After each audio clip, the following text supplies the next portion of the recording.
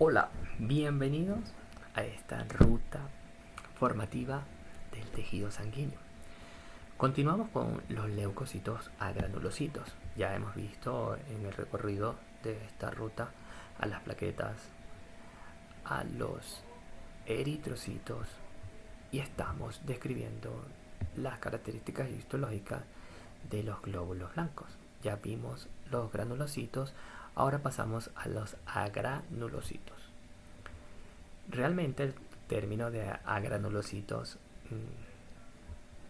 no me gusta mucho, pero porque realmente sí tiene granulaciones. Todos los leucocitos tienen granulaciones, solo que los que vimos anteriormente poseen granulaciones específicas secundarias, que son las que los dotan de sus actividades biológicas, mientras que estas células agranulocitas no poseen granulaciones secundarias y solo poseen pues los lisosomas habituales que ya conocemos.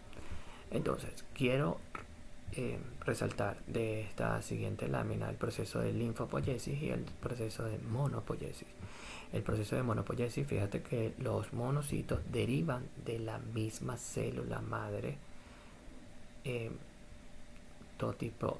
pluripotencial que tiene la capacidad de diferenciarse en estas líneas celulares, que son las mismas líneas celulares que o que puede inducir diferenciaciones a las líneas celulares de eosinófilos, basófilos y neutrófilos que vimos en el video anterior.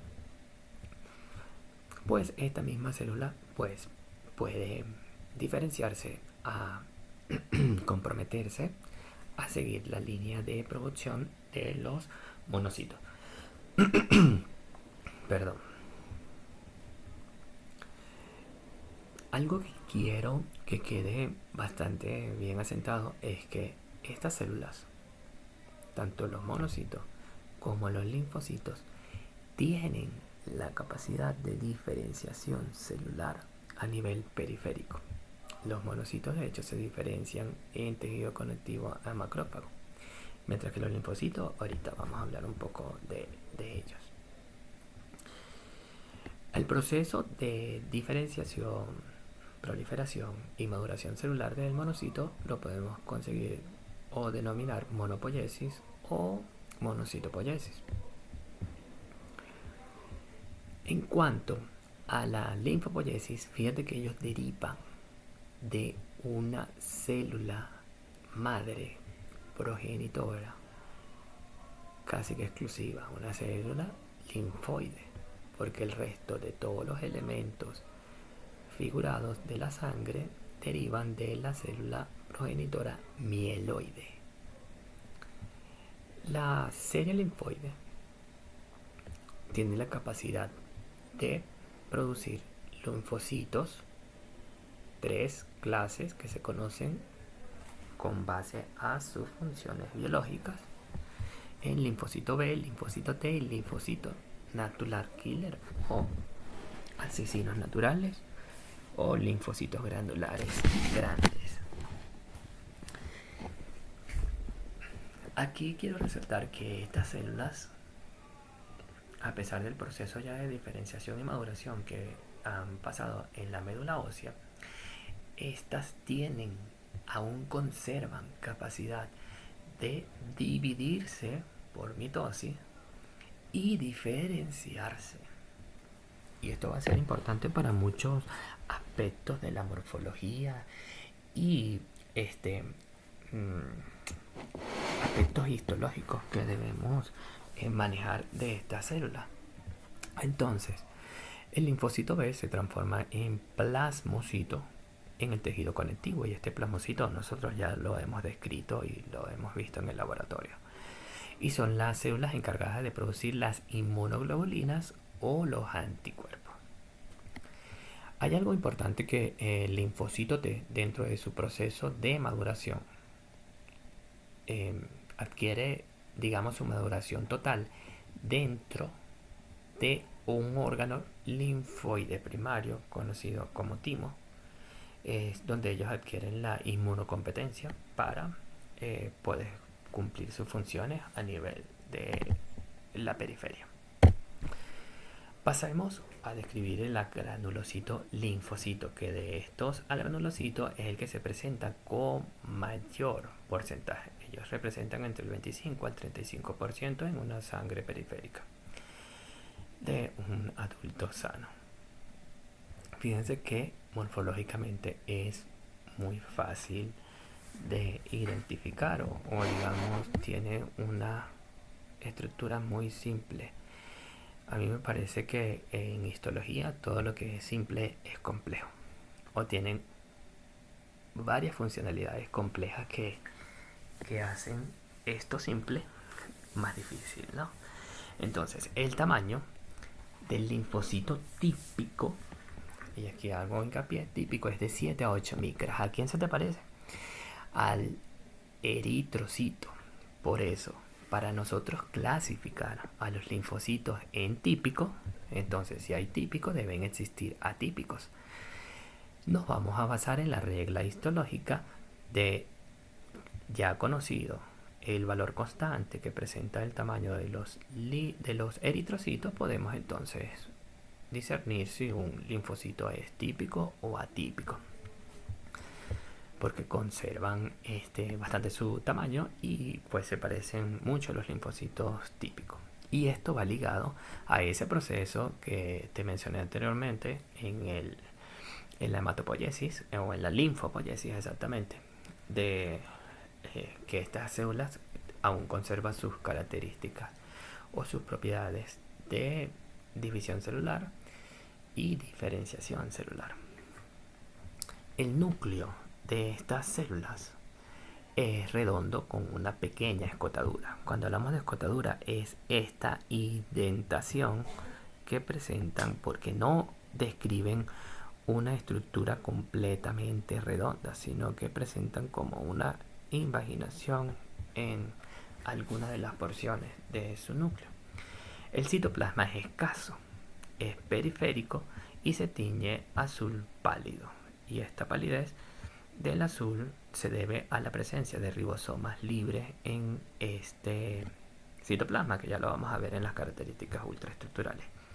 Hay un término que se utiliza también dentro de las características histológicas para describir a la célula, que sería la relación núcleo-citoplasma, que en este caso se describe como 3:4:1, lo que es igual es la proporción que ocupa o el espacio que ocupa el núcleo en función total de la célula. O sea, la célula, el linfocito, está ocupado en su mayor parte por el núcleo, lo que es igual, si la célula tiene un valor de 4, 3 partes corresponden al núcleo y 1 al citoplasma. Esta característica histológica es muy importante para la descripción de ciertas células, sobre todo cuando son células de aspecto inmaduro. Bien, este sería el aspecto de los linfocitos típicos en una sangre periférica. Aquí lo tenemos con Gray y esta con Ginza. Fíjate que aquí se tiñe un poco más intenso el citoplasma, o un azul no tan pálido como se ve en Ginza. Pero bueno, conservan las mismas características morfológicas, donde la relación del núcleo-citoplasma es alta y el citoplasma es escaso. Entre la ultraestructura vemos que en la escotadura o en la indentación que te mencioné anteriormente, se ubica con preferencia en esta región un aparato de Golgi escaso. Vemos que fíjate que hay mitocondrias, hay granulaciones que corresponden a lisosomas y este aspecto basófilo que adquiere un poco el citoplasma de esta célula se debe a la presencia de ribosomas libres en estas regiones. El núcleo, fíjate que es heterocromático. La heterocromatina, o heterocromático, periférico, en el centro es un poco más eucromático. Y bueno, estas son las características que logro apreciar en esta imagen ultraestructural a microscopía electrónica de transmisión. Se ha logrado clasificar morfológicamente los linfocitos según el tamaño que se observan a los extendidos. En linfocitos pequeños, que pueden medir de 7 hasta un máximo de 10, 12 micras, que serían los linfocitos típicos que ya conocemos, lo que hemos descrito en la lámina anterior. Pero existen otros linfocitos de 2 a 15 o de 15 a 18 que son mucho más grandes y que es importante el reconocimiento o el reporte de la observación de estos linfocitos para arrojar información que tal vez puedan utilizarse en base a la clínica. Fíjate que estos de aquí parecieran linfocitos típicos, van creciendo un poco más, teniéndolo comparado con el eritrocito. Fíjate que esta de aquí ya es una célula mucho más grande y esta muchísimo más grande. Estas pudieran ser medianas, estas pudieran ser grandes y estas pudieran ser típicas. Estas serían entonces, entrarían en la clasificación de linfocitos atípicos. De hecho, la primera característica histológica que se observa es que la relación núcleo-citoplasma cambia. El citoplasma se hace mucho más grande. Disculpa que la imagen no se ve tan clara, pero el citoplasma llegaría en este caso como hasta acá. Y esas son características súper importantes. De hecho, fíjense, estos núcleos son más heterocromáticos y estos son más eucromáticos, o no están tan condensados estos núcleos como estos. Entonces estas células están en una actividad celular. Esta es una actividad celular importante que en muchas ocasiones se les reporta como linfocitos activos. Pero se ha llegado al consenso de reportarla como linfocitos atípicos. Con base a lo que hemos visto anteriormente, ¿no?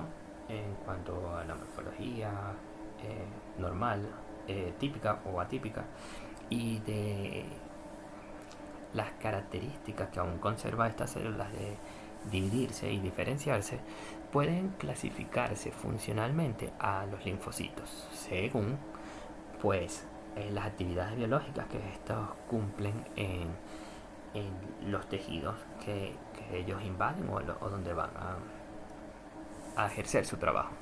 Entonces tenemos clasificados los linfocitos T, linfocitos B y los linfocitos NK o natural killer. Los linfocitos T median la respuesta de la inmunidad celular, mientras que los linfocitos B median la respuesta humoral. Los linfocitos T participan en la inmunidad innata, es una inmunidad inespecífica y ellos actúan de la misma manera con todo aquello que ellos reconocen como extraño. También son conocidos como linfocitos granulares grandes. Morfológicamente, y con esto me regreso a la lámina anterior, morfológicamente no podemos distinguir un linfocito de forma funcional. Yo no puedo decir si este es T o B o natural killer. Necesito para esto una serie de pruebas de inmunomarcadores para poder identificarlo, ya que los linfocitos T expresan en su membrana plasmática estos marcadores. Este sería el receptor del linfocito T o de la célula T. Expresa también C2, C3, C5, CD7. Y que a su vez estos linfocitos T se dividen o se subclasifican en linfocitos T CD4 positivo y CD8 positivo. Los CD4 positivos tienen la capacidad de reconocer a los antígenos que le presentan las células que expresan el complejo mayor de histocompatibilidad tipo 2. Y las células que tienen este complejo expresado en su membrana plasmática tienen la capacidad de comportarse como células presentadoras de antígenos. Células conocidas que tienen esto son los macrófagos, las células dendríticas, los linfocitos B, incluso las células endoteliales tienen la capacidad en ciertos momentos de expresar este complejo mayor de histocompatibilidad tipo 2 y presentárselo al linfocito T. ¿A cuál linfocito? Al que expresa en su superficie al CD4 positivo. Y esto serían antígenos propios o externos, serían antígenos externos que actúan o se reconocen como extraños, antígenos extraños que ingresan, son incluidos por estas células parcialmente degranulados fagocitados o destruidos y se presentan a estos linfocitos T para que medien una respuesta adaptativa, porque los linfocitos T y los linfocitos D se caracterizan por que producen una respuesta inmunológica y de inmunidad específica, adaptada a destruir a quién, al antígeno que fue presentado aquí. Los linfocitos TCD8 reconocen a los antígenos que son presentados por el complejo mayor de histocompatibilidad tipo 1. ¿Quiénes presentan este complejo en su membrana plasmática? Todas las células nucleadas. Todas las células con núcleo presentan el complejo mayor de histocompatibilidad tipo 1. Sería interesante preguntarse, entonces las células anucleadas como los eritrocitos no los tienen. Es una pregunta interesante. Estas células que presentan este marcador, este complejo mayor de histocompatibilidad, entonces presenta antígenos propios al linfocito TSD8 o antígenos de células que han entrado en un proceso tumoral y empiezan a producir proteínas que son poco habituales o proteínas tumorales, o incluso las células cuando se infectan por virus. Las células cuando se infectan por virus, los virus son intracelulares. ¿Cómo vas a destruir tú un virus? Entonces, se hidroliza el virus se replica, empieza a producir proteínas virales y estas proteínas empiezan a hidrolizarse y se van expresando en estos complejos y le van mostrando a los linfocitos TCD8 y van diciendo, ojo, tengo esta proteína está llegando, te la presento, él la reconoce como extraña. ¿Y qué hace el linfocito TCD8? Media una respuesta adaptativa específica para eliminar a todas aquellas células que expresen estas proteínas o este antígeno que se le presentó. De esta forma, entonces, los linfocitos T pueden mediar respuestas adaptativas para destruir virus y para destruir células tumorales, por ejemplo. Los linfocitos B, ellos expresan de su membrana plasmática para hacer una identificación molecular o inmuno marcada a través de CD9 o CD19, 20, 24, pero expresan también inmunoglobulina M, inmunoglobulina D y el complejo mayor de histocompatibilidad tipo 2, lo que capacita a esta célula a comportarse como una célula presentadora de antígeno. El linfocito Natural Killer expresa el CD16, 56 y el CD94 y tienen una gran propiedad de producir también o de granular por exocitosis un producto conocido como interferón gamma, que es utilizado como una sustancia antiviral que puede mediar entonces la inmunidad o procesos de defensa contra virus.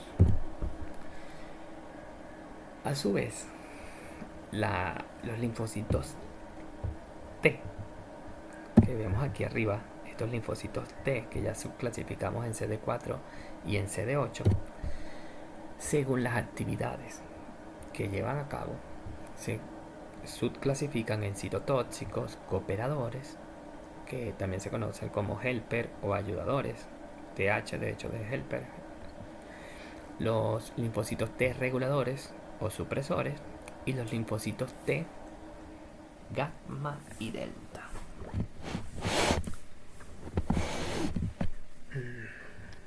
¿Por qué te hago tanto hincapié en estos, digamos, aspectos o detalles tan moleculares? Porque los linfocitos son las células que forman la unidad anatómica y funcional del sistema inmunológico.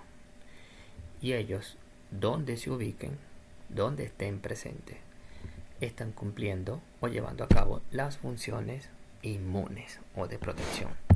Los linfocitos TCD8 citotóxicos reconocen a los antígenos que están unidos, como dijimos anteriormente, al complejo mayor de histocompatibilidad tipo 1, a través del reconocimiento del receptor de la célula T.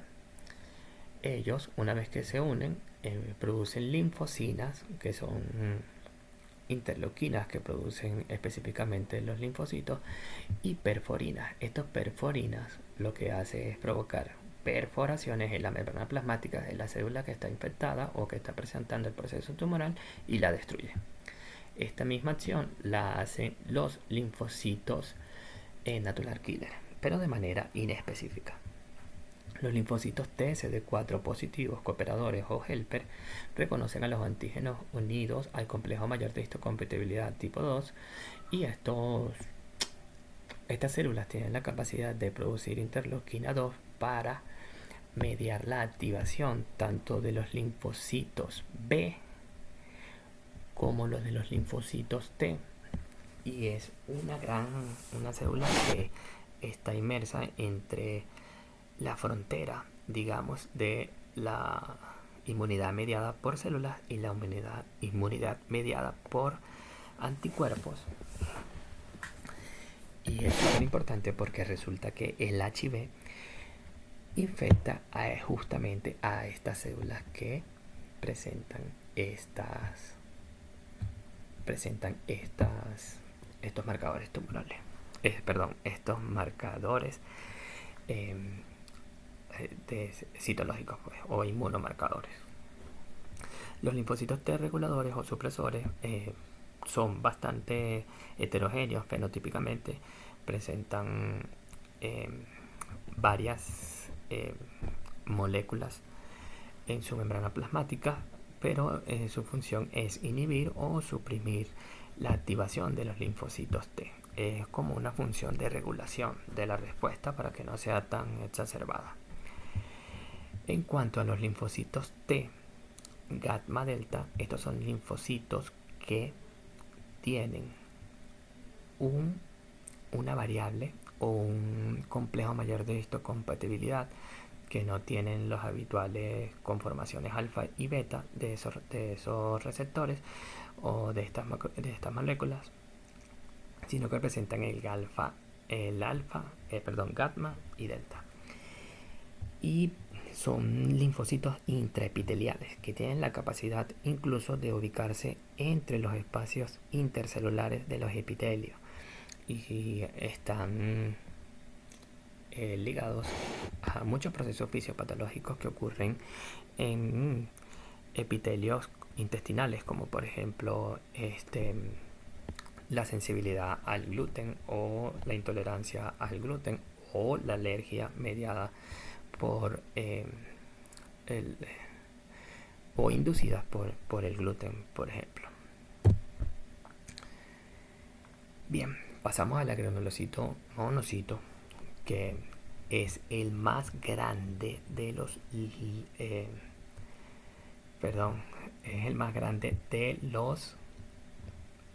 leucocitos que estudiaremos. Aquí sería el tamaño de el monocito. En promedio es de unas 18 micras, puede incluso medir mucho más, es el más grande. El núcleo es arriñonado o en forma de herradura. Eso es que la escotadura es mucho más pronunciada en comparación al linfocito. Aquí lo vemos, fíjate que la escotadura o la indentación es más profunda. No lo llega a segmentar ni a provocar lobulaciones, como por ejemplo en el neutrófilo, que te marco aquí o que te marco acá, sino que es más profunda. Fíjate el linfocito, donde está aquí un linfocito típico, y aquí tenemos a un neutrófilo, un monocito, que es mucho más grande, y fíjate la indentación que es más profunda. El citoplasma es abundante y es gris azulado, mucho más pálido que el del linfocito. Aquí es mucho más grisáceo. Aquí la tenemos con Gray y esta con Ginza. Esta también sería con Ginza, y fíjate que el citoplasma se ve grisáceo. Ultraestructuralmente, bueno, tiene la característica de su núcleo con la indentación. Igual tendría un aparato de Golgi en esta región donde está la concavidad de la indentación. El citoplasma es mucho más granular. De hecho, esta célula se especializa en cumplir funciones fagocíticas una vez que sufre el proceso de diferenciación celular. Y la coloración del citoplasma perdón, se debe a pues, las granulaciones que están presentes en esas regiones. Bien, antes de pasar a la siguiente lámina, bueno, vamos a pasar a la siguiente lámina para hablar acerca del hemograma de Schilling, porque ¿por qué nos detenemos con tanto detalle a diferenciar estas células? Porque es importante diferenciarlas, porque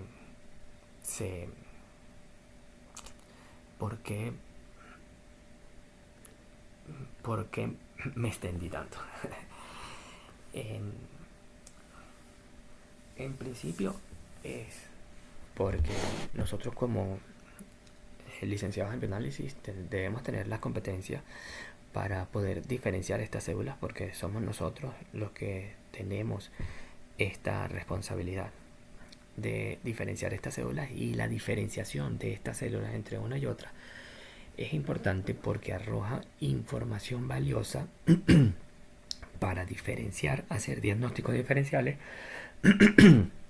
aplicar tratamiento, identificar posibles infecciones, posibles puntos o fuentes de inflamación. Por eso es importantísimo nosotros dominar este tema. De hecho, esto ustedes lo ven en los semestres finales, bajo hematología 1 y también otras partes en hematología 2. Entonces, el hemograma de Schilling es una fórmula leucocitaria relativa en base a 100%, donde se hace un diferencial leucocitario en un frote de sangre periférica que coloreamos con las técnicas de Romanowski. Se cuentan 100 células de leucocitos y se determina qué porcentaje corresponde a cada tipo de leucocito. Esto lo vamos a hacer durante el desarrollo de la práctica de laboratorio del tejido sanguíneo. Debemos contar estas 100 células con base a esto que te he expuesto anteriormente. Entonces, se deben, una vez se estén visualizando las células, identificarlas, diferenciarlas y registrándolas hasta llegar a un conteo de 100. Los valores de referencia o los valores normales o esperados para un adulto sano de un diferencial leucocitario sería el neutrófilo, los callados, los que no tienen lobulaciones, de 0 a 4%, y los segmentados o lobulados de 40 a 60%. Los linfocitos del 20 al 40, los monocitos de 5 a 10, eosinófilos de 0 a 5 y los basófilos de 0 a 1. Fíjense que es muy poco probable que consigamos un basófilo en un frotis de sangre periférica de una persona, digamos, saludable. Aumentamos la probabilidad si hay un proceso alérgico o un shock anafiláctico o una respuesta de hipersensibilidad inmediata para cierto alergeno. Entonces, el frotis, esto lo discutimos ya en las láminas anteriores, una vez que hacemos el extendido siguiendo este procedimiento que ya conocemos. Igual puedes buscar tutorial en internet. De igual forma, durante el desarrollo de la práctica haremos una demostración, tanto de una toma de muestra como de un extendido. Una vez que tenemos el extendido coloreado, vamos a identificar en la lámina la porción de la cabeza, cuerpo y cola, que sería la más periférica o la más opuesta al punto de inoculación de la muestra. Es justamente entre la cola y el cuerpo donde vamos a hacer el diferencial leucocitario, o donde vamos a contar esas 100 células, donde vamos a buscarlas, a identificarlas, a diferenciarlas, a registrarlas hasta observar 100 células blancas. Es importante que para ese recuento de las células blancas ubiques espacios adecuados para identificar a los leucocitos. Esto sería un frotis de mala calidad, donde fíjate que los eritrocitos están todos apretados, uno encima de otros, y las células o leucocitos blancos, que sería el interés a identificar en esta porción, pues no se observan tan bien.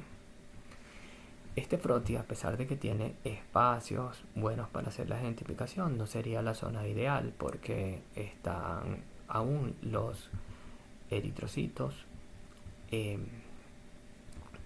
muy unidos, y esto se debe a que el frotis está muy grueso y está muy teñido. Sin embargo, aquí echando un ojito, esto parece un neutrófilo y este de aquí pareciera un linfocito. Un frotis de buena calidad sería un espacio disperso que permita observar las características histológicas de los leucocitos blancos a toda su apreciación, donde veamos el núcleo, el citoplasma. Esto corresponde a los neutrófilos, un neutrófilo segmentado y un callado, que fíjate que la diferencia es que el núcleo no presenta segmentaciones. El núcleo es continuo en forma de set o de herradura, que corresponde a un callado. Entonces, haciendo un breve resumen de todo lo que hemos visto en cuanto a los leucocitos, tanto granulocitos como agranulocitos. Acá arriba tenemos, fíjate, a los neutrófilos segmentados. Tienen un tamaño bastante constante. El núcleo es lo más fácil de identificar porque presentan lobulaciones. Este tiene 4, este tiene 3, 4, y ahí, así puedes ir describiendo. El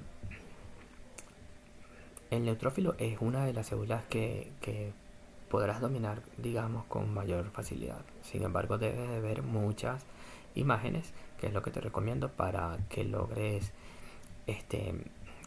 ir puliendo esos detalles. El neutrófilo callado, fíjate que el núcleo es bastante parecido, fíjate, es bastante característico, y lo que es más representativo es el núcleo, perdón, lo que dije anteriormente era el citoplasma. El núcleo, perdón, aquí. El núcleo es continuo, no presenta lobulaciones. Y puede ser, bueno, en forma de C o en una forma de ya se está queriendo lobular o está presentando lobulaciones. Es posible de que este lóbulo se independice o forma, este sería otro lóbulo. Pero en general entraría entre la clasificación de neutrófilos callados. Los linfocitos, esta es la imagen que te presenté en la lámina también de linfocitos. Podemos tener linfocitos típicos como linfocitos atípicos. Lo característico es el núcleo. El núcleo es redondo con una ligera escotadura. Y en el caso de los linfocitos típicos, pues presentan una citoplasma bastante escaso, y que los linfocitos atípicos pues es más abundante. Los monocitos es la célula más grande. El núcleo presenta una escotadura con una pronunciada indentación, como vemos acá, y el citoplasma es más grisáceo. No se ve tan sucio como, yo digo sucio, como los neutrófilos, porque estos son un poco más granulares, pero este es más fino, son granulaciones más finas. Los eosinófilos son bastante granulares. El núcleo es el más característico por su forma bilobulada. Y bueno, finalmente las granulaciones que fijan a la eosina. Y estos basófilos que tenemos acá abajo, que presentan como una forma de mora, con granulaciones bastante metacromáticas, y que espero logres conseguir una en el laboratorio, porque es poco probable conseguirla. Bien, dentro de las funciones, los neutrófilos entonces, sus granulaciones sus granulaciones específicas y secundarias y terciarias van dirigidas a la destrucción de bacterias. Entonces, ante la presencia de una inflamación o de un cuadro infeccioso provocado por las bacterias, se envían al sitio de infección a los neutrófilos a destruir estas bacterias. Los linfocitos, vemos que sus funciones las llevan a cabo la expresión fenotípica en su membrana plasmática de los marcadores o de los inmunomarcadores que expresan en su membrana plasmática, y son estos pues los que permitirán llevar a cabo las funciones, ya sea la destrucción de células infectadas por virus, las células que entren en procesos tumorales o neoplásicas, y bueno, en procesos de inmunidad, tanto celular como humoral. Los monocitos, bueno, su principal función es la fagocitosis, una fagocitosis inespecífica porque es una defensa de primera línea, aunque ellos se ven bastante elevados en procesos de mononucleosis infecciosa provocados por virus como el Epstein-Barr o los libros del citomegalovirus o incluso herpes, porque son células que tienen la capacidad de fagocitar por mimetismo molecular a estos agentes infecciosos. Los eosinófilos tenemos que son sus granulaciones las que dirigen sus funciones. Sus gránulos están dirigidos a destruir los helmintos, o lo que serían los parásitos intestinales o incluso algunos protozoarios. Los parásitos, al ser células tan grandes, incluso algunos de estos parásitos son pluricelulares, no pueden ser fagocitados, y estas células no tienen una actividad fagocítica, digamos, favorable, sino que la destrucción de estos parásitos ocurre por la exocitosis de estas granulaciones, primordialmente. También se ven elevados en procesos alérgicos por estimulación de contrarrestar los efectos citotóxicos que provocan a nivel del tejido conectivo de las granulaciones del basófilo, que se ven aumentados en procesos alérgicos, procesos de hipersensibilidad y anafilaxia. Pues ha sido todo. Tendremos un último video donde estaremos viendo los aspectos generales para la análisis de hematología, y con esto pues culminaríamos finalmente este recorrido de esta ruta formativa.